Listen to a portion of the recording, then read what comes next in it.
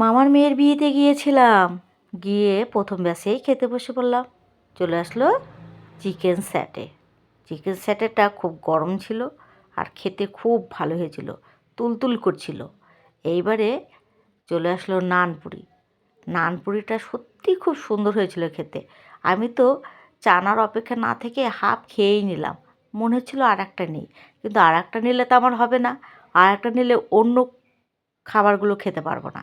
হ্যাঁ, চানা চলে আসলো। এইবারে চানা দিয়ে নানপুরিটা পুরো খেয়ে নিলাম। বলেছিল আর একটা নেবে, আমি বললাম না। এইবারে মিক্সড ফ্রাইড রাইস চলে আসলো। মিক্সড ফ্রাইড রাইসের সাথে মটন কষা না হলে ভালো লাগে? হ্যাঁ, আমি দেখতে পাচ্ছি আসছে। এইবারে মটন কষাটা দিয়ে খেতে হবে। মিক্সড ফ্রাইড রাইস ভালোই লাগে খেতে, খারাপ লাগে না। আমার তো খুব ভালোই লাগে, অন্যদের কেমন লাগে জানি না। এইবারে মটন কষা চলে আসলো। মটনটা এত গরম আর এত তুলতুলে নরম ছিল না, পুরো ভালো করে আমি চেটেপুটে খেয়ে নিলাম।